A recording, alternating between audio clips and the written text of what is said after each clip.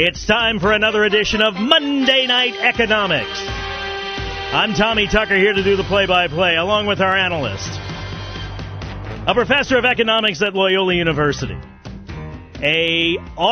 Help me out, Professor, an Austrian or Australian?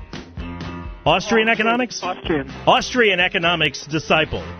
A man that believes there should be no bailouts of anything, anytime, anyhow. A man who thinks that the market should dictate everything that happens.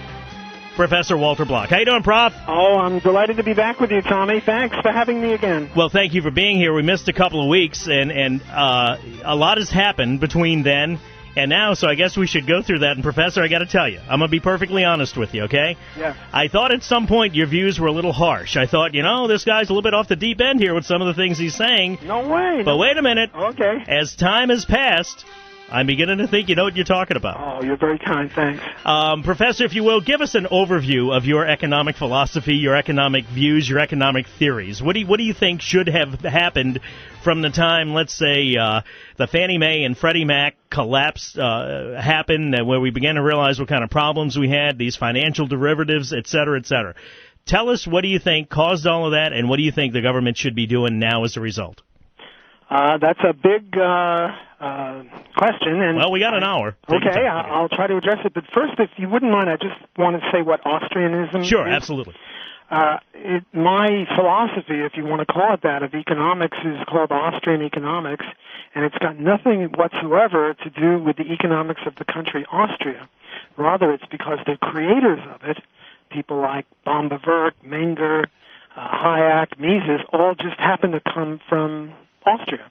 In similar manner, there is this thing called the Chicago School of Economics. Mm-hmm. It, too, has nothing to do with the economics of the city Chicago. Rather, it's because Milton Friedman and his buddies happen to be at the University of Chicago. Just happened to be the location where they were when they all got together and came up with these philosophies. Right, and that's what it's called within the profession, but the geographical name is a little confusing, but there it is. Gotcha. Okay, so what is the basic philosophy? The basic philosophy of Austrian economics is that markets are the most efficient way of human beings interacting with each other, and that there is no such thing as market failure of which the government can improve matters. Rather, whenever government steps in, it's central planning and it's socialism or fascism. Socialism is defined as government ownership of the means of production, as in the Soviet Union, and fascism is defined as supposedly private ownership, but it's just a veneer, as in Nazi Germany, where the Stuka and the BMW places were supposedly privately owned, but Hitler would decide what they did, so it's heavily regulated.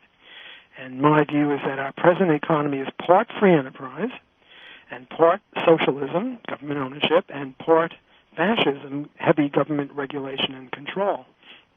Now, the idea here is that human beings cannot really cooperate on a person-to-person basis with millions of other people because we don't even know them. Just think of you yourself or the people out there in Radio Land.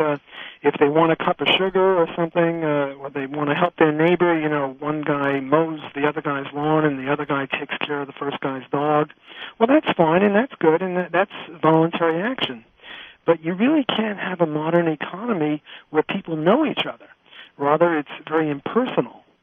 And when it's impersonal, only markets can suffice. Now, let's just take a case before we get into Obama and Freddie and Fannie, that is Freddie Mac and Fannie Mae. Yeah, don't forget Barney. Barney's up there, too, I got some sound bites from Barney I'm going to play that'll just knock your socks off. But anyway, go ahead, Professor. Let's take the aftermath of Katrina. Okay. Now, in the aftermath of Katrina, and it wasn't Katrina's fault, it was the Army Corps of Engineers and FEMA, mm-hmm. And one of my favorite bumper stickers is FEMA happens. But what happened was the prices of things like orange juice and water and gasoline and flashlight batteries and candles and, bread and things like that all skyrocketed. And for those of us in the economics profession, a higher price for these things and therefore higher profits is a market signal that people from Kentucky and Idaho should start sending these things to us because they can make more money. But to the average person, or to the Blanco at the time, this was unjustified and unmitigated exploitation and gouging and profiteering and stuff like that. You see, there are only two motives for people to help each other. One is benevolence, and we were the beneficiaries of a vast amount of benevolence, and the other is profit-seeking. But the point is that if you have an emergency, if you have problems like we did after Katrina, it behooves us to mobilize all human motivations to this end, and not just rely on benevolence, but rely on self-interest. This is what Adam Smith saw as the invisible hand of the market, that people are led by the law of profits, namely to provide flashlight batteries and water and milk for people in New Orleans by selfish profit-seeking. Of course, as these things would come in through the market, then the prices would come down. So and it would have reached a balance, right? Where so many people would stop coming in because they'd say, well, you know what? I'm only going to be making a couple of bucks per flashlight. There's no need for me to do that. And eventually the market itself, you're saying, would have achieved the balance. Right. In other words, this profit is like a signal. Hey, come on, help us. We're in trouble. Bring some stuff down to New Orleans because, you know, we're in a very bad plight. And the market... Oh, wait, let me interrupt you because that's an interesting thing that you just said. So therefore, in your opinion and your theory is that not only would the economic balance have been achieved, but in a way the human suffering balance would have been achieved because the market itself, because of the increased profit, that would have been a flare that goes up to other suppliers saying they desperately need help down there, and as a result, the suppliers would have come in until, I guess, homeostasis was reached in the market, right? Go to the head of the class. You get an A+. Okay, thank you. You said it right. That's okay. Exactly right. It's like a flare or a call for help. And, you know, if you're lost in the wilderness and we have decibel control and you can only yell, help, help, you know, you're not going to get much help. And what else, Professor, I'm thinking, and I hope this doesn't get me put to the back of the class, is that whenever some outside force comes in and starts tinkering with that equation, it's going to throw everything off. Precisely. No, you're still at the head of the class. Okay. You the man, as they say. All right. You know, you've got it right. Now, with that as background, look, I'm a professor. I can never answer a question directly. Mm-hmm. Now let me try to get back to your question of Freddie May and Freddie Mac and the cause of the Depression and what Obama should do as greatly distinct from what he is doing. Mm-hmm. Well, what Freddie May and Fannie Mae and Freddie Mac and HUD, Housing Department, and other governmental agencies did is they decided that everyone should live the dream of being in a house. In other words, the American dream is to be a self-owner. Mm-hmm. To own a house, not to rent. Somehow there's something wrong with renting, and everyone should own a house. And what they did is they pretty much eviscerated and stamped out previous commonsensical notions of when you give people a mortgage. For example, you have to have a down payment, you have to have a job, you have to have some income, you have to have a reasonable credit rating. Now, put yourself in the shoes of a typical person who wants a house, and ask yourself of the following two scenarios, which is more sensible. One, we use the old criteria for giving people mortgages that banks have been using since time immemorial, that if you want a mortgage, you have to show some sort of ability to pay the mortgage. Namely, you have to have a down payment, you have to have a fixed address, you have to have a job, you have to have a credit rating, things like that. Now, scenario two, the bank just sort of gives you the money without asking if you have the ability to pay back. And I'm laughing. It's not funny because it happened, but I'm laughing because it sounds so ridiculous for you to say it that way. But that's exactly what they did. They put people in the housing on the grounds that, it's good to have the American dream, but the American dream has to be earned. You just can't give it to people. You know, you can't give the American dream to a kid who's 22 years old and is earning $18,000 a year. He is incapable of owning a house. The natural predilection is that first he rents and he saves up his money and he develops a credit rating and normal things that most people go through. And then, only then, after he's proven himself, can he get into a house. But what this program of everyone must own a house has done is made many more houses than is justified by the ability of people to own houses. Now, it might sound cruel and callous, everyone should own a house. But, if you have more houses than we need, well, then we have less of other things than we need.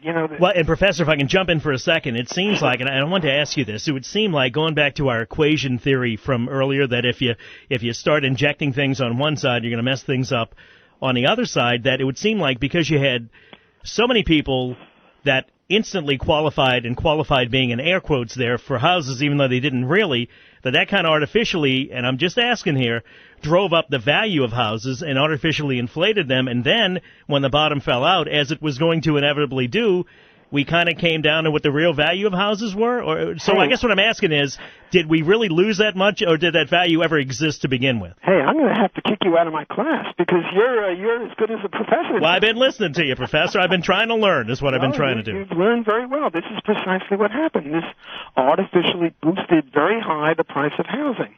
There were other complicated things that the Federal Reserve System did with interest rates that also had that effect. But based on what we're now talking about, what the government did is artificially stimulate housing. So from the simple supply and demand model, they had too many people chasing too few houses, and these people that were chasing the houses couldn't really afford them to begin with. Well, there were more houses than would otherwise be justified, and there were many, many more people chasing them, which bid up the prices of houses. And it artificially bid it. It was like a bubble. It wasn't really based on true values. You had everyone and his uncle who really didn't earn a house, was stuck in a house anyway. So there was now profit incentives to build more houses than would be justified by true economics. How could, and I know I'm asking you to speak for the people, at Fannie Mae and Freddie Mac and really the Congress more so than them because they did what the Congress told them to do, but how could a reasonable person not see that this was you talk about Bernie Madoff, that this was a Ponzi scheme, that this couldn't go on forever? Nobody saw that this was not going to end happy? Well, there were those of us, Austrian economists, and to be fair, other free market economists who were not in the Austrian school. There are other free market economists who are not strictly speaking Austrians. They were saying for years that there's a housing bubble and that it's improper, that if you have more housing, you have to have, by definition, less of something else, and if people value other things more than the housing, and the government is artificially stimulating the housing, that's not anything that can last. We're going to pause there for a moment, Professor. When we come back, we'll take some phone calls, 260-1870, toll-free, 1-866-889-0870. And if you disagree with Walter Block, he'd love to talk to you. He's not going to be rude to you, and you're certainly not going to be rude to him. But we can agree to disagree here. This is a conversation and a discussion of philosophies. It's not, you're wrong and here's why. We want to talk about it. So if you agree or disagree, give us a call. And the thing I want you to address when we come back, Professor, concerns a statement I heard somebody say that we won't know what the bottom on Wall Street is until the last bailout has been handed out and it's made public, where somebody says, the president or whomever says, you know what, that's it, we're not bailing anybody else out. And that from that point and only that point will we truly hit rock bottom, and then we can start building back up again. You can answer that when we come back. Also, we'll take your phone calls for Dr. Walter Block, a professor of economics at Loyola University here in New Orleans. It's Monday Night Economics. I'm Tommy Tucker, Big 870 WWL. Professor Walter Block is our guest. He's the instructor, professor of economics at Loyola University here in New Orleans. Your phone calls are welcome. If you have any questions, this is Monday Night Economics, and there are no dumb questions, by the way, or any theories that you'd like to float out there. Professor, before we went to the break, I asked you about knowing when the bottom was on Wall Street, and did we have to really say, hear from the president himself and Congress, that is it, no more bailouts, and until that happens, do we really have a foundation upon which to build anything or not? Well, Ronald Reagan once talked about the magic of the marketplace, and I fully agree with him. If we're going to really find our way out of this mess, we have to allow the last best hope for mankind, at least economically speaking, and that is the free enterprise system. It, and only it, can tell us what what's up. Otherwise, we're sort of floating blind in much the same way as the Soviet Union was floating because they didn't have market prices there to guide them. So I agree fully that we really won't be able to see our way out of this mess until we allow free enterprise to operate. What is it that Einstein said the definition of insanity is doing the same thing day after day and expecting a different result? We look at what happened with AIG, okay?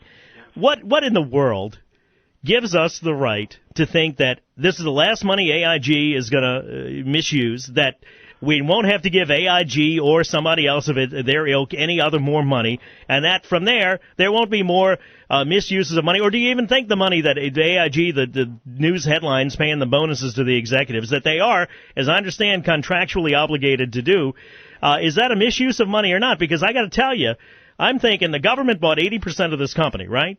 Yeah. Shouldn't they have kind of found out what AIG was obligated to do before they bought it, or not? One would think so, wouldn't one? Because I would. Yeah. You understand what I'm saying?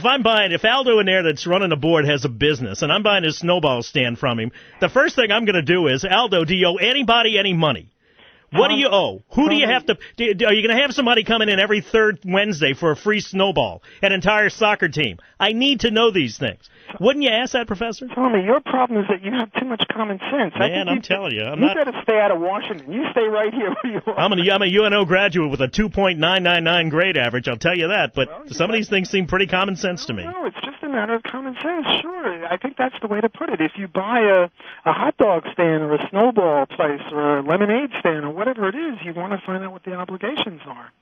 But we didn't do it. No, certainly not. They just paid $180 billion, was it, for 80% of AIG, and just as it was? Yeah. And talking about these toxic things on toxic resources on the bank. Derivatives, yeah. Well, we're talking about, there was an op-ed piece, I guess, written in the Washington Post by David Smick, who's a global economist, I think is his title. And he talked about Tim Geithner's black hole, and I think... The gist of it, Professor, if I can do this for the people that haven't read it, his theory is that these derivatives that the banks are holding on to, that really nobody knows what they're worth, or maybe we do, that this is a huge problem, and until we confront it, things are going to continue to be screwed up. But the problem is Tim Geithner, the Treasury Secretary, is terrified of dealing with them because he doesn't know where it's going to lead. Yeah, I think that's quite right. I mean, we're dealing with toxic assets, and by the way, our previous discussion right before the break was these mortgages that we're not paying because people were put into these houses based on no ability, no credit rating, what have you. Well, those are precisely the toxic assets that are now on the banking spreadsheet. Yeah, I wanted to ask you to do a little post-mortem on that, because what happened? They had mortgages that were sold. People couldn't afford them. Take us through the what is it? I can't think of the word. The anatomy of a toxic debt. How did all of this start, and how did it become what it is now? Okay, well, as a good professor, I can never answer anything directly, That's okay. But I'll get there. There is such a thing called a secondary market. And in cars, what a secondary market is used cars. Okay. And secondary markets are very valuable because, part of the reason you value a new car is you can get rid of it any time you want. Imagine if the law was such that you couldn't ever sell your car. Well, then the value to you of a new car would be less because you have less flexibility. Well, there are secondary markets in mortgages, too.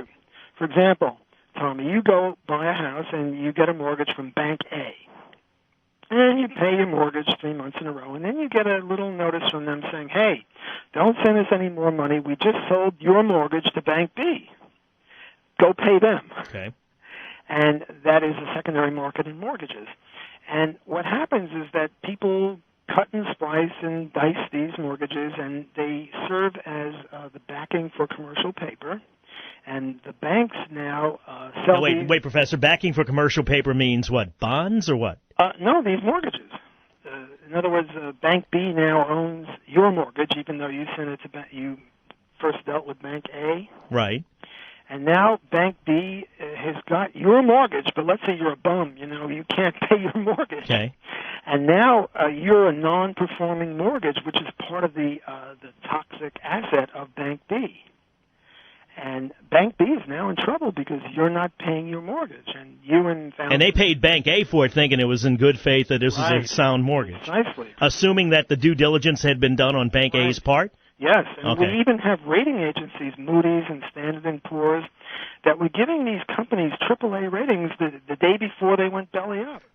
Now you might say, well, now wait, now how could that happen? You might say, well, how could that happen? I just did. Yes, because these are supposed to be the watchdogs of the free enterprise system, and in a true free enterprise system, Moody's and Standard & Poor and Fitch's and these other rating agencies would have sounded the bell.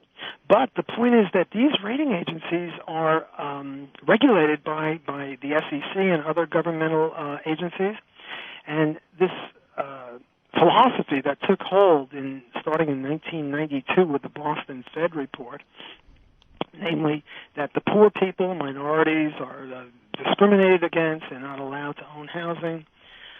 There was a whole movement to put these people in housing, and the rating agencies feared quite properly that if they sounded the bell, that if they said the emperor has no clothes and that these mortgages will just end up as toxic assets on the bank's banking statement, that they would not have had their licenses renewed.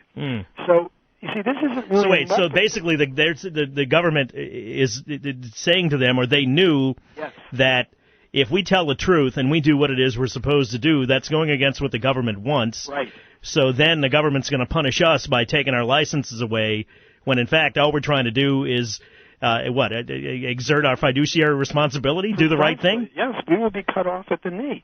It's as if you're a bank robber, or rather you're just trying to rob my house and I've got a watchdog, and what you do is you throw over some meat with sleeping powder on it, and now my dog goes to sleep.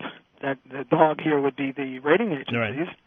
And now you can come and pilfer my house to your heart's content. You don't have to worry about my attack dog. But these agencies, despite not sounding the alarm, had to know where it was going to lead. Well, one would hope so. One would expect so. These are, expert people. Although, you see, in a realm of free enterprise, any company that doesn't do this regularly goes broke. Whereas in the realm of fascism that we have, where you have heavy government controls, then you don't have this automatic weeding out system. So these rating agencies have been defanged for many, many years. So one can only speculate as to whether they knew it and they had to shut up because they feared reprisals, or they didn't know it. And if they didn't know it, it's because they were defanged previously because the government just would not allow them to do that. All right, so I'm trying to follow this. Bank A writes the mortgage, and they know that this is like a no-doc loan. They know that there's not really the qualifiers there to make sure that the people can pay this debt. So they, in turn, sell it to Bank B and get all of their money for it. Yes or no? Yes, correctly. So Bank A is out of it. It's like, this is a pretty good deal for us. Oh, yes. Plus, Sweet. They're subsidized by Fannie Mae and Freddie Mac, which usually it was Freddie and Fannie that would buy up the mortgages. I think they had half of all mortgages and maybe three-quarters of all new mortgages. All right, so Bank A is at the base of the pyramid, and I'm using that shape on purpose. Yes. So now they pass it up to Bank B. They pass along to Bank B. Bank B knows that they have trouble here, they have some toxic debt, or not? Well, whether they know it or not, they're heavily subsidized into it. Their face is stuffed with $20 bills, and they're heavily subsidized into taking it. So it's really, I'm unsure as to whether they knew it, or didn't care because... at what point did they begin to experience problems, or did they sell this to Bank C at this point? Well, and sometimes it came from Bank C and went to Bank A. So all the banks had, well, I wouldn't say all the banks, but many banks had toxic assets on their balance sheets.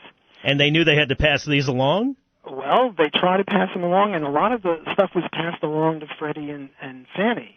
But I guess what I'm asking, Professor, they knew that the necessary, what they used to call it when I bought my first house, what do they call it, parameters or factors? What do they call it? I'm trying to think of the ratios. That the right ratio in there, they knew pretty well that these were not good loans. It was part of it. They wanted to get rid of them as quickly as they could, or not? They knew that they were not good loans, but they thought that these loans were backed up by the good faith of the government via Freddie and Fannie. Okay. So even if they knew it, and I have to believe that they knew it, they weren't stupid, and they know that they're giving loans to people that previously they never in a million years would have given loans to. So I assume they knew it, but they did it anyway because they were subsidized into it.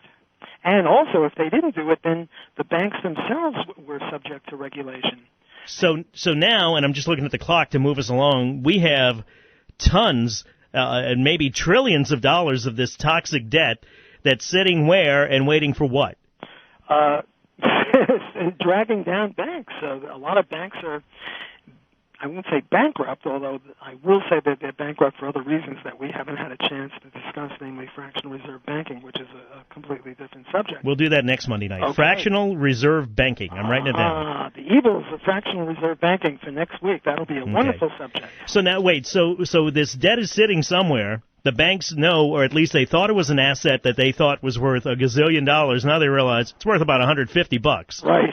So what do, right?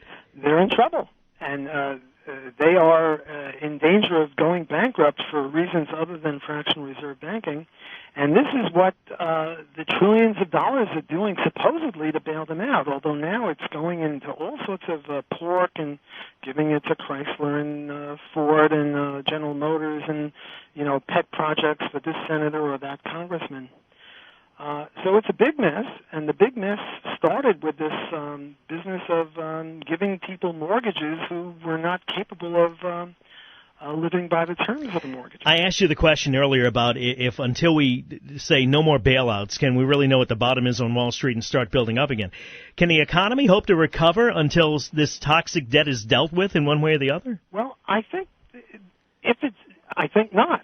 And, I call him Franklin Delano Obama because I fear he's going to do what Franklin Delano Roosevelt did. What Franklin Delano Roosevelt did was extended and deepened what would have been a depression or a recession of, 18 months or so, and he made it over a decade. And if Obama, Franklin Delano Obama, if I can call him that, persists in bailing out and saving investments that never should have been engaged in the first place because they're incompatible with the desires of the people, well, we'll just live through this for 10 or 15 years. In other words, when we'll recover depends upon what people do now, and if they do certain things, we can get out of this in 6, 8, 10 months, and if they do other things, it'll be 6, 8, 10 years. But let me try to get you to stick with this toxic debt that we're talking about, because this stuff is sitting somewhere. Yeah. Collecting mold, festering. Yes. It's not real because the banks might value it at one amount, but we all know that it's not worth anywhere near that. Is it a matter of we're going to have to take the medicine at some point? And are all we doing playing for time, prolonging this or not? Yes. Right now they're prolonging it. They're refusing to, dry out after last night's binge or last night's drunkard. Yes. They are leaving these toxic wastes or toxic assets on the bank's balance sheets, and they're not letting them go broke. See, if they let them go broke, then the whole thing would vanish. But somehow they have this idea of too big to fail, and if you're too big to fail and they allow you to fail, then it'll have reverberations throughout the economy. But that's nonsense. We've had big companies fail before, and then we're still here. I mean, Pan Am failed, Studebaker failed. If you look at the Fortune 500 for the last 10, 20, 30 years, you can hardly recognize it. Do you think that is because now we're in a political climate where nobody wants to sacrifice anything and nobody wants any pain, so we're a society of immediate gratification where it's got to be, we don't want to put up any bad stuff, make it all good. Yes. Is that part of what it is? I think no truer words were ever said. Again, you're right at the top of my class. Man, it's scary. True. We're going to pause for a minute. When we come back, we'll open the phone lines. 260-1870, toll free, 866-889-0870. If you have any opinions on AIG as far as whether or not the contractual obligation should be honored, whether the executive should get the money. I got a sound bite from Barney Frank I'll pay for you, where Professor, on one hand, he says that these people, okay, if they get the bonuses, then they give up their jobs. Then he says, well, if they keep their jobs, then they don't get the bonuses. Well, wait a minute. You just told me they were incompetent. You need to pick a side here, Barney. Which is it? If they're incompetent, why the hell would we want them still on a payroll? What do y'all think? I'm Tommy Tucker, Night Shift. Be right back with Dr. Walter Block from Loyola on the Big 870 WWL. This is Representative Barney Frank from Massachusetts, one of the architects of the Fannie Mae, Freddie Mac housing debacle. And we still got all that toxic debt still sitting in folders somewhere that we will eventually have to deal with. Listen to what he had to say about AIG. My first contact with Mr. Liddy was when he called me last year to see if he could enlist me in renegotiating the terms under which he got money from the Federal Reserve to make it easier. I refused to get involved in that. And, I think the time has come for the federal government to put some people in charge. We need to examine whether we can get some of these bonuses back. If we can't, as I said, some of these people, maybe they should choose between keeping their bonus and keeping their jobs. Yeah, a few thoughts here. First off, Liddy, the guy he's talking about, is the one that the government chose to run AIG. So now he thinks the government's going to be the further answer to more of your problems. Secondly, he was in it up to his earballs, up to his eyeballs in the Fannie Mae and Freddie Mac thing. He and Chris Dodd were pushing the loans for people who couldn't really afford them and didn't really qualify to buy homes, and we're dealing with that now. Thirdly, Professor, my favorite part of this is that he talks about the people with AIG that are getting the bonuses being incompetent, and they shouldn't be there. Then he says, well, you should choose between taking your bonus or keeping your job. Oh, I see, Barney. So if they're incompetent, so long as they don't take the bonus, they should keep their job, right? Yeah. That makes every bit of sense to me. Yeah, well, it makes Washington sense. Your problem, Tommy, is you're not a Washington citizen. Man, I'm telling you, I'm not a genius, but I do know a little bit of common sense stuff. And y'all, before you start thinking that Barney Frank and people of his ilk are the solutions to your problems, you better go back and do your history and see who had a hand in what, and then just examine his logic there. So first, you're incompetent, but you can stay so long as you don't take your bonus. That is your government at work for you. You see, the big thing with Barack Obama is CEO salaries. They don't understand the economics of it, but that's plain to see that these people are making very high salaries. Now, here, too, the market had a way of dealing with unjustified CEO salaries. Let me try to explain this. Look, suppose that there's a company that the CEO would be justified in getting $1 million a year because $1 million a year is his productivity, his contribution. But instead he grabs off $10 million a year because he has an acquiescent board of trustees. Well, if he hogs up an extra $9 million, what does that do to the stock value of the company? Obviously, there are fewer dividends to pay them, so the stock price is depressed. Now, there was this guy, a real hero. His name was Michael Milken. And what he would do, he was a junk bond dealer, and what he would do is he would spy companies where the CEO was grabbing off more than Michael Milken thought he should, and he would say to himself, aha, those stocks are undervalued. So what I'm going to do is I'm going to start buying these stocks of companies that are perfectly good, except that the CEO is hogging up more than his proper share. And then when I've got enough stock, I don't have to have 50%, but I have to have a significant amount, I'm going to kick out these rascals and put in somebody else who's just as competent, but who isn't going to get $10 million, he's going to get $1 million, and then I'll make a bloody fortune. How'd that turn out? Well, Michael Milken went in jail. Michael Milken went to jail. What happened to the companies? Well, the CEOs, pigged out on the firms and weakened the firms. But the point is that here's another watchdog. Remember we were talking about watchdogs before? The market has watchdogs. We were talking about Moody's. Grab your bike and join us Saturday. Hello? I don't know, Professor. I don't know where that came from. Well, the market has watchdogs, but if the government defangs the watchdogs or gives them meat with sleeping powder in it, well, then the watchdogs can't work, and now the market seems to be failing. And everyone says, see, the market is crazy. You've got these out-of-control salaries.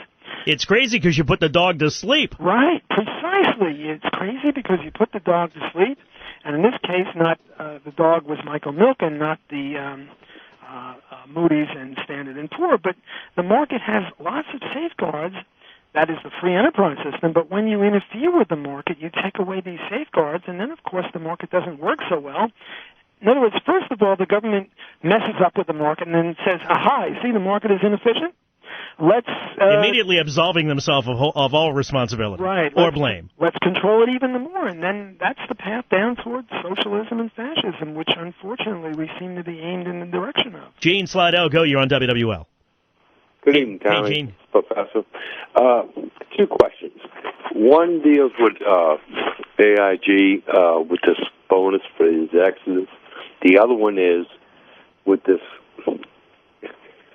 the federal government, so many years ago, intervened, making loans where everybody is a homeowner and so forth and all. I'll go to the first one, AIG.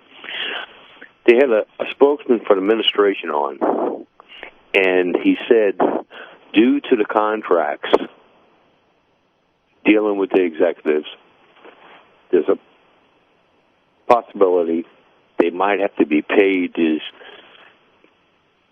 exaggerant bonuses, right, and so forth and all. I'm looking at the clock, Gene. I'm going to try to move you along a little bit. Your question is? Well, I'm assuming with a contract, the contract deals on performance. And if you, well, it depends on how it's written, Gene. One thing I found is this. If ever you're going to get yourself in a contract situation, you got to get your deal going in. So whether after it's over, if WWL contracts with me to host this show at night, and I say, man, I'm going to deliver a 90 share to you, and they say, okay, and they don't put any safeguards in there to say, well, if I don't deliver a 90 share, I still get that money. That's their fault. That's not mine.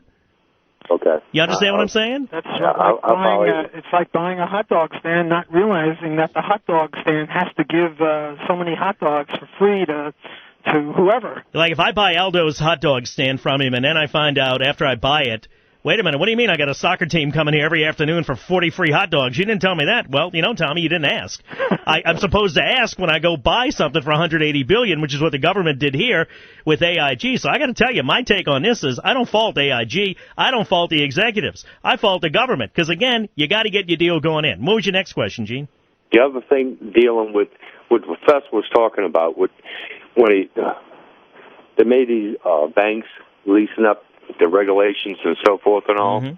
I keep on thinking about the other hand. I'm a homeowner. Yeah. But all these people that own rental properties, that had to have effect on rental properties. I see what you're saying, because people were not renting when they were buying, even though they shouldn't have been buying. What about that? That's right. Thank you, Gene. What about that, Professor? It depressed the rental market. I mean, if you put people in houses as homeowners who would have been renting, well, then the demand for rental units has to decrease. So sure, people who own rental units are going to be suffering because there's less demand for their product. Professor, we have to pause here for a minute, and I don't mean to catch you flat-footed. I didn't ask you this. I don't know what your obligations are. Can you give us a little bit of time in the next hour or not? Because the phone lines are jammed. How long do you need? Let's see how it goes. Sure. You got to get your deal going in. Easy. We'll pause for a minute. When we come back, we'll continue our conversation with Dr. Walter Block. Walter Block, Professor of Economics at Loyola. Dr. Walter Block has agreed to stay a little bit more for next hour, so if you're on hold, Larry and Andre and Joe and Malachi and Carl, I suggest you stay there because the professor was nice enough to hang out, and if you hang up, I'm just going to let him go back to what he's doing. Joe in Madisonville, go ahead, you're on WWL. Hi, Tommy. Hey. I wanted to comment on some of the professor's statements. First of all, Ford didn't get any money. Second, I think most of the problem we've got with all this mortgage stuff is because of the incredible failure of the regulatory system of the government. The Fannie and Freddie started this no-doc business with the loans because they were under pressure from Congress, led by Barney Frank, Amen, to make loans available to everybody. And the regulators, since Fannie and Freddie had implied government guarantees, the regulators gave them AAA ratings. Joe, hang out where you are. We're going to let the professor answer that and talk to you when we come back. Next hour, we'll spend a lot of time talking about this with Dr. Walter Block as the extended edition of Monday Night Economics continues. Dr. Walter Block, a professor of economics from Loyola University, nice enough to hang around for a little while longer so you can answer your questions since you were late to arrive to class tonight. Joe, basically before we went to the news, you were saying that you disagree with the professor because you think more government regulation is the answer. Is that it or not? No, I said it was a tremendous government regulatory failure in that this push to put so many people into homes when Fannie and Freddie relaxed their lending standards by allowing these no-doc loans. They had to create the no-doc loans so these people who would not have ordinarily qualified would qualify. And then the rating agencies because of the Fannie and Freddie guarantee with the implied government backup, gave them a AAA rating. And when he said that Bank B should have known better, these were all securitized assets, meaning that they were large pools of money put together that was supposed to be standardized under the Fannie and Freddie regulations. And once again, with the backing of Fannie and Freddie, that's how they get the AAA rating. What the government, the regulatory agency should have done was insist that the rating agencies look under the hood and make sure that these loans were valid But how do you do that when Fannie and Freddie says you're going to do no doc? So, I mean, the government itself was so complicit in this whole problem. And so a lot of the reason that these banks have toxic assets is from the government, and they're the ones, why shouldn't they help them out when they're the ones that started all this in the first place? I think y'all are saying the same thing, maybe differently. Professor, what do you think? Well, I'd like to offer a friendly amendment. I agree pretty much with the tenor of what this caller is saying. Instead of having the government look under the hood, I think he'll agree with me that the government is the one that started the fire, or the government is the one that started the problem in the first place. Absolutely. Yeah, so we really have no disagreement. I might have said it a little differently, but this caller and I are pretty much 99.9% in agreement that the government started the problem, and the same people who started the problem are now posing as our saviors, and they're going to get us out of this problem. And the very people that caused it. Right, they're precisely the people that caused it. So we have to take with a big grain of salt their ability to get us out of it. Matter of fact, let's hear from one of them right here. So from the Barney Frank Greatest Hits album. See what you think about this one. This one did not come out of the Treasury initially. This was a Federal Reserve decision. This decision to give the billions, $80 billion initially to AIG, actually came before Congress even passed the rescue plan. There's a statute that we're going to have to re-examine. I've already said this. That dates from the 1932, which gives the Federal Reserve the power to lend money to anybody it wants to if it thinks it's important. And it was under that statute that the AIG thing began. So we're from the government. We caused all of this problem to begin with, but by gosh, we're your best bet to fix it. That's right. We're from the government. We're here to help you. Joe, does that seem counterintuitive to like normal, logical, rational thinking to you or not? Well, when I hear somebody like Barney Frank spouting off in all his platitudes and giving instruction and becoming indignant with what's going on in business, I want to throw up. Because they're the ones that started all of this in the first place. That's what I'm saying. But then people, I guess their memories are short. They automatically assume it's like the Music Man, Robert Preston in the movie coming to you after it's all over, after he flim-flams you out of your money. Well, I'll take care of you. Just give me some more money, and I'll make it all go away. And the people do it. Thank you, Joe. Appreciate the call. Okay. 260-1870, toll-free, 866-889-0870. Brian in Houma, you're on WWL. Yes. Hello? Hey, Brian, can you get off the speakerphone? Good. Yes, sir. Go ahead. Yeah, this is Brian. I'm just a very angry businessman down here. I watch and listen to this stuff over and over. And I go to talk to people about it, and they see the anger, and they say, man, just turn it off. Because that's what everybody else is doing. What is it that makes you so angry? Because I think everybody, look, I'm not a college graduate. I got a high school diploma. I started my own business. But this is not rocket science, and y'all know it.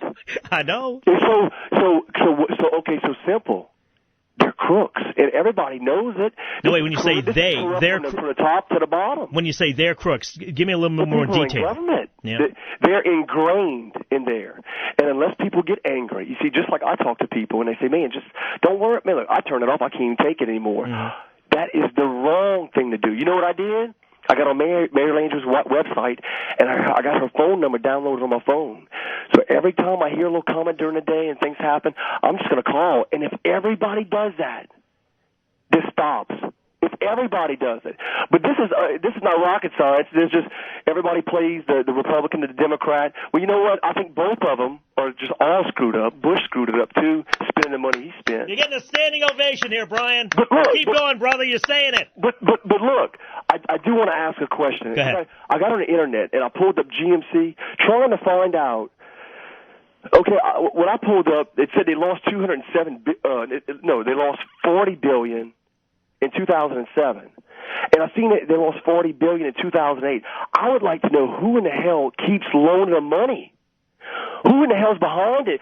No, if I go $1 million in debt this year, nobody's going to keep giving me millions and millions and millions. Where does the money come from? Well, first, Brian, I think I agree with your sentiment very much. I would suggest this is aphorism. Don't get mad, get even. No, it's not that. No, but what the professor's saying is don't channel that anger into something productive. Professor, that's what you're saying. Oh, well, that's why I got Mary Langer's name on my phone. Definitely. This is good anger. Right, but I'm just saying don't dissipate the anger. Right. Oh, okay. Get even with these guys, and I think your plan is if everyone calls in an irate manner, this will certainly help. I would make one exception. There is one guy in Washington, D.C. that I would make an exception for, and that's Ron Paul.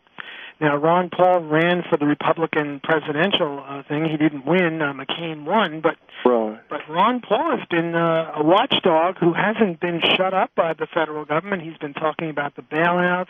Right. He's been talking about the Fed and the But, Professor, let me ask you, they say a tenet of law is that when you come in seeking equity, your hands have to be clean.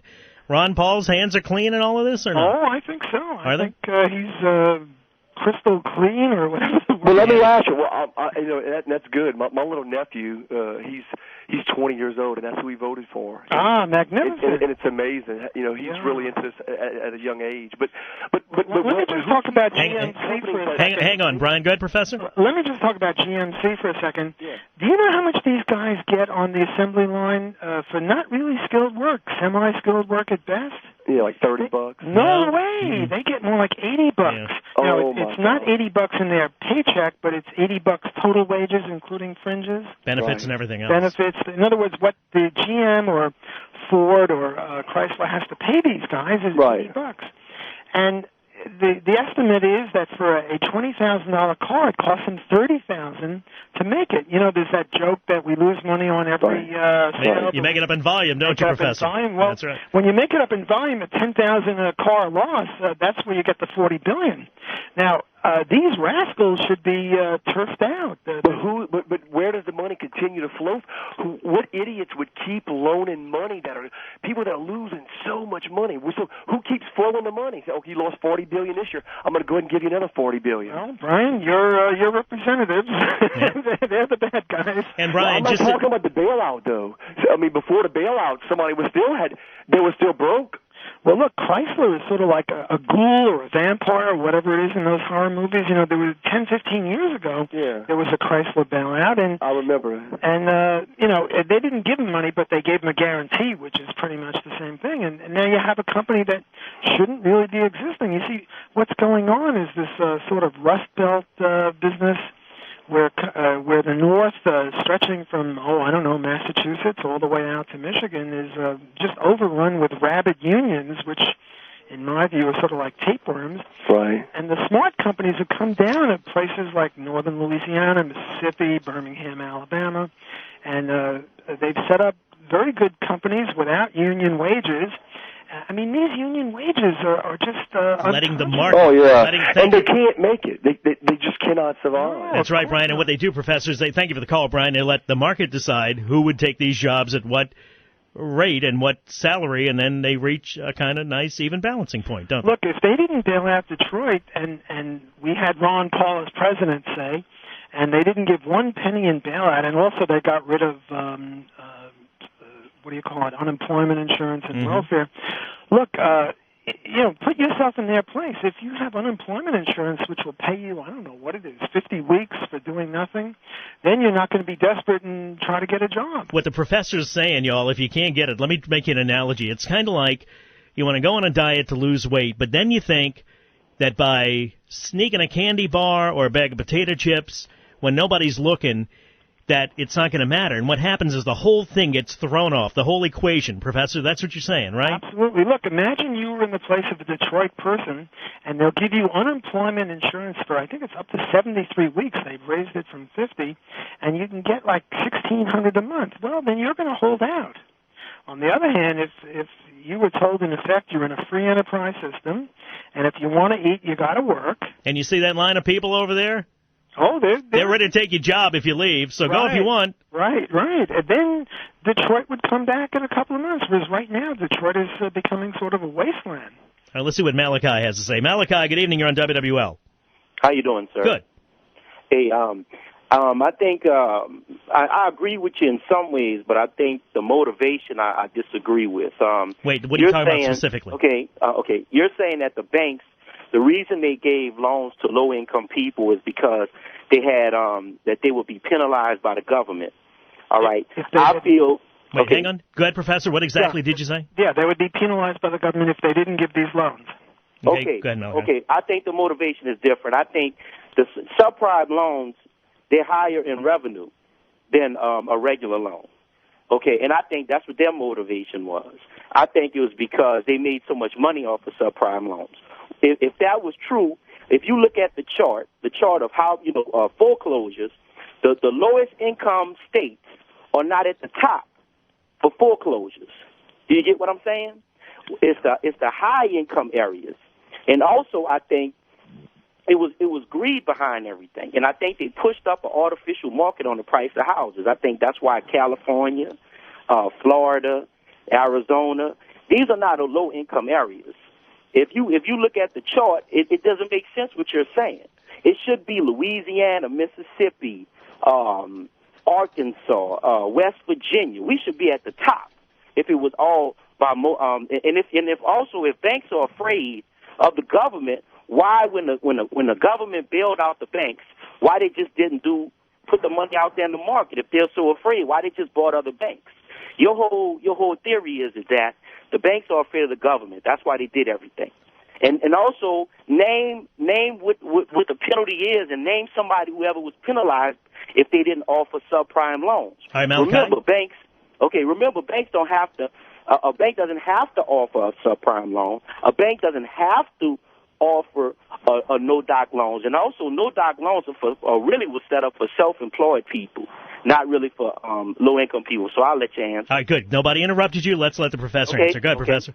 Well, this attitude of subprime loans aren't the only loans. There are other things that we didn't really get a chance to discuss, like the Federal Reserve lowering interest rates artificially. I think we're going to talk about that on next week. You really can't cover everything in one area, but the caller is quite right that subprime loans aren't the only thing. There was a vast investment in housing, but it's true that in other words, the subprime loan is not the whole story, but it is part of the story. I know. What about the thing, Malachi, you talked about the banks not being afraid of the government. Professor, you think they were? Oh, they're very, very afraid of the government. And what specific, he wants to know specific penalties? Why they didn't put money, when they got bailed out, why didn't the banks follow what the government said and just put money out there and put laws out there if they're so afraid of the government? I don't think the government said anything right away. I think they just kind of gave them the money, and then after that they started to tell them what to do. Professor, was that the timeline? You don't think that they kind of knew that they were supposed to get the money to lend out? You think they just... Well, Whitney Bank got $350 million, and the chairman of the board said, we're not doing anything. We're not changing anything because we're running a sound banking practice, and sound banking... Wait, hang on, Malachi. Sound banking practices. If the government wants their money back, I guess they can take it, but they gave it to me, so we're taking it. And I would want the CEO of a company that I invested in do the same thing. Professor? No, I think you're absolutely right. Banking is a very, very heavily regulated industry. You put yourself in the shoes of a president of a bank. The ruling is that you can be accused of discrimination if you don't make a certain proportion of loans to people who don't qualify for loans under the old, more conservative rulings. And so why are we not at the top? Why Mississippi, Louisiana, Arkansas, West at the top of what now? Foreclosures? Top of foreclosures. Well, that would what you're assuming is okay. Go ahead, Professor. Because the subprime loans are a small part of the market. There's a whole other vast arena having to do with lower interest rates and places. No, you said it was a low income thing. I didn't say low income. I said low interest rates. Now, Phoenix, Arizona is and Nevada have got one of the worst foreclosure rates. But you see, you're saying what you're attributing to me is that the only problem is subprime loans. But I'm not saying that. I'm saying that subprime loans are a part of the problem, but by no means the whole problem. And you're interpreting me as saying, well, subprime loans are the only thing. And if they were the only thing, why aren't Louisiana and West Virginia and Mississippi at the top of the foreclosure list? And the reason is I'm not saying that subprime loans are the only thing. I'm saying they're part of it. Okay. I didn't hear that. Okay. Yeah, I didn't hear that, but go ahead. Well, we cleared it up. All right, thank you, sir. Thank you, sir. Right. We'll pause for a moment. When we come back, we'll continue. Professor, give us 8 more minutes, and I'll let you go about your Monday evening. Can you do that? Oh, absolutely. All right, very good. Pleasure. Professor Walter Block, an instructor in economics at Loyola University. He is of the Austrian school, which means no government intervention in anything. Let the market sort it out and everything. If you don't start injecting variables on either side of the equation, everything's going to be all right. But you can't put a little variable in and then think it's not going to matter, because it is. And Austria is just where they happen to be when they came up with this. It's got nothing to do with the nation of Austria at all. I'm Tommy Tucker, Night Shift, Monday night, WWL. We'll be right back. Monday Night Economics, the extended edition on the Big 870 WWL. I'm Tommy Tucker. Dr. Walter Block is our economist. He teaches at Loyola, and he is of the Austrian school, which means he favors no regulation at all. Let the market decide. But, Professor, a key component of that theory is you got to be completely hands-off because any tampering here or there messes the whole thing up. I think that's quite right. One of the callers mentioned something that I didn't really get a chance to mention, and that is he blamed our present plight on greed. Well, one of my colleagues said that blaming market crises on greed is sort of like blaming airplane crashes on gravity. Yes, if there were no gravity, we'd have no airplane crashes, but that's hardly the explanation. Similarly, people are always greedy. I mean, greed is good. There was this movie, Wall Street. I think that's quite right. And Adam Smith said that his invisible hand, where people are led as if by an invisible hand, namely greed or the idea to make profits, and in so doing, they perform the public good. The hot dog stand guy is greedy. He wants to get money to feed his wife and kids, and he sets up a hot dog stand, and he provides a service for the community. I've talked to sales managers before in different businesses, and they tell me that sometimes when they're interviewing somebody, they'll ask them, how much money do you want to make? And if it's a commission-driven business, if the people tell them a figure, they don't get the job. Because they don't want somebody that's going to get to X amount of dollars and be comfortable. They're looking for somebody that, if you want to use the word greed, constantly wants more and is constantly pushing themselves to get more. Is that what you're saying pretty much? Yes, pretty much that what you want to do is maximize profits. You don't just want to make a profit. You want to maximize profits because the more profits you make, the more important a task you're doing for people. Look, there might be 1% profit in rubber bands or paper clips, but if I found a cure for cancer, do you know how much money I could make if the government didn't steal it in the first place? But the key component is no interference at all in any way, shape, or form, right? Absolutely. You got it in one. Because then it throws the whole thing off. Carl in Folsom, thanks for calling. You're on WWL. Hey, Tommy, Professor. Hey. There was an article, and I'm tying this in with Barney Frank, Maxine Waters, and Chris Dodd.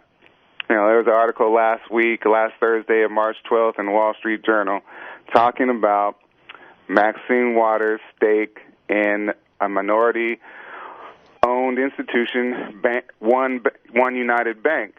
And just a little bit of highlights. Barney Frank was looking to aid a Boston-based lender last fall in Massachusetts. He basically told Maxine Waters to stay out of that situation because she has close ties and heavily invested herself in Bank One, One United Bank. And I guess One United Bank was formed in 2002. Her husband, an executive there, her and her husband had between 250,000, 500,000 worth in stock between them up until 2007. During that time, they were defending Fannie Mae and Freddie Mac during those years, 2002, 2003, saying that there were no problems during that time. Now, so there was a profit incentive, but it wasn't a good one. There was greed involved, but it wasn't good greed. Now, right? That's right. Right. And I'm speaking. I'm not, looking at these people because they're Democrats. It is government because King Henry Paulson. I love to call him King Henry Paulson because he was the first individual to be his own fourth branch of government and direct us in the direction that we are in right now with President Bush ushered in this era of monopoly economics. And I say that because it was not backed by anything such as gold. And there's no real regulation right now with the Reserve trying to hold back, the interest rates or, government trying to hold back spending. But the bottom line is United One did receive money from that original TARP money, about $12 million, because Bank One was heavily invested in Fannie Mae and Freddie Mac, and the federal takeover wiped them out. Then later on, she says she didn't know that One United Bank received $12 million in an interview in January. It's just a small bank. So, Carl, you're saying that this is not just incompetence. There's something more sinister at play here? Right. There's other motives that we don't know about, that we're not really part of this political class on the inside in Washington, D.C. Now, listen to this. A provision was designed to aid One United and was written into the federal bailout legislation by Barney Frank. Mr. Frank had said that Mr. Frank had said he inserted the provision to help only African-American-owned bank in his home state, and then he said in an interview that Mrs. Waters' interest had zero impact on the outcome because I would have done it anyway. Carl, the professor's got to go. I just want to speed you up a little bit. I'm just bringing out this information because, yes, there's a lot of issues behind the scenes that government handles and does, and we don't know that information. We're just going by sound bites, based on, what we hear, instead of looking at trying to real study at the facts. I think that this caller is very cynical, and I support his cynicism 100%. There are many, many politicians who are making not what I would call honest profits, but graft. Do you know that 7 out of the 10 richest counties in the whole country are located around a city? I'll give you one guess as to what that city is. Oh, you've told me before, Professor, but tell everybody what that city is. It's Washington, D.C. Look, these people, these rascals in Washington, they take trillions of dollars from all over the country, and then they send out trillions of dollars minus a few billion. And what do they produce, Professor? In the economics model, what do they produce? Well, they produce economic chaos. Nothing. That's, chaos, if you want to put it that way. Not nothing. They produce negatives, and they take a big cut for it. So this caller is quite right. There's a lot of reason to be very cynical. It's not just that they're messing up the economy. They're grabbing off quite a bit for themselves. Professor, let me take one more quick call before we let you go about your Monday evening. Howard, go ahead. You're on WWL. Also on business. This deal about public relations statements, people are not buying these things, and people are tired of these polished statements, for example, supporting AIG, and people don't believe these things. What is public relations worth in today's business environment? I'm not sure I understand. I don't get that. Howard, where are you going with that? Public relations statements from businesses. What are they worth today? People don't buy them. It's just a polished statement, a lot of BS. And people don't buy these. Howard, I don't know if this is a professor. Thank you. I don't know where the professor stands on it. I think people do buy it. I hate to tell you. I think people are, let me tell you something, Professor. I don't know. I had to walk in a Mardi Gras parade with my daughter in Metairie a while back. Yes. And I was looking at the people along the route, and I'm thinking, okay, let's just say this is average, an average cross-section of America. Right. That means half of the people in this country are more intelligent than the people I'm seeing here along the route, and half of them are less intelligent than that. And as a result, I don't know that the American public is as savvy as Howard gives them credit for being. Do you think or not? Well, in Lake Woebegone, everyone is above average. But I think you're quite right. No, I think I have to agree with you, not Howard. Public relations is a very powerful tool. I mean, these companies are saying we're too big to fail. What does that mean, anyway? Well, everybody is using this phrase, and nobody knows what it means. Well, what it means is that if you have a big company that fails, the people who used to work there will not have the money, and they'll stop buying things, and the people from whom they used to buy will stop buying other things. So, for example, if General Motors fails, there'll be tens of thousands of workers who won't be buying bicycles and potato chips. But didn't Studebaker, as you said earlier, fail, and other car companies have failed? Precisely. This is utter nonsense, but we're now saying what this means. What this means is now that if the GM employees don't buy potato chips and bicycles, well, then the bicycle industry and the potato chip industry will have problems, and those people will stop buying, and on and on. According to this logic, and I put quotes around the word logic here, if any company fails, even a teeny tiny pizza parlor fails, well, then 10 people will stop buying, and, this is just Keynesian nonsense.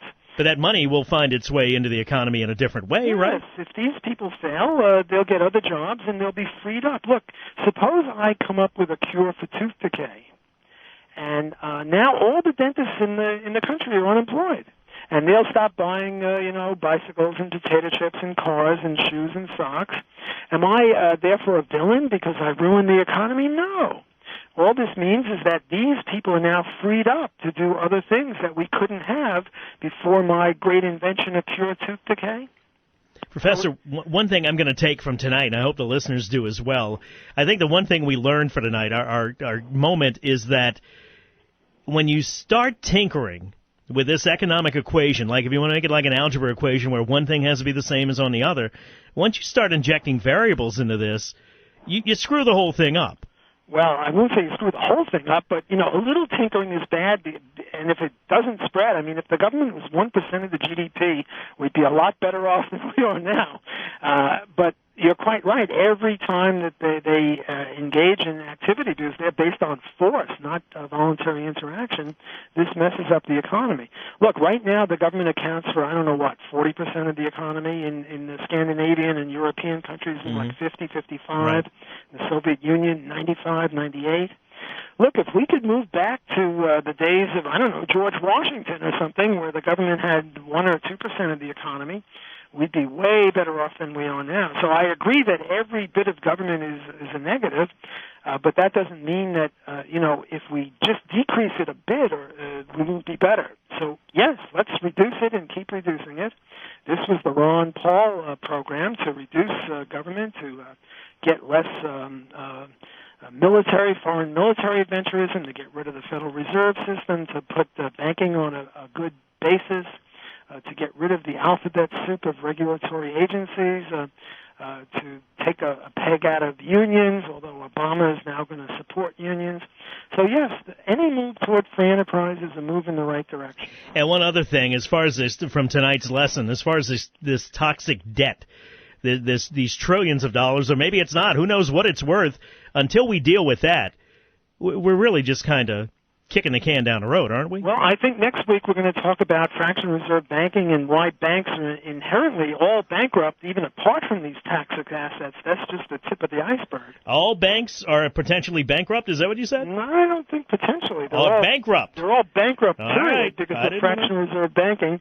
So your homework, people out there in Radio Land, is to look up the Mises Institute, M-I-S-E-S, and look up fractional reserve banking, and then we'll talk about it next week. M-I-S-E-S, the Mises Institute. Yes. Okay, Professor, we'll do it. A pleasure as always. We'll talk to you next Monday night. Thanks for having me. And I got to tell you, Professor, I thought you were nuts at first. I really did. Oh. I thought you were entirely too harsh, and that you gotta temper this with. But the more I see what's happening, I'm beginning to think you might have it pegged. I really do. Oh, we're going to sign you up. We'll talk to you again next week. Thank you. Have a good week. You bet, Professor. Dr. Walter Block, Professor of Economics at UNO. Loyola. Loyola. I'm sorry. That's okay. I beg your pardon. I went to UNO. Thank you, Doctor. Have a good night. You too.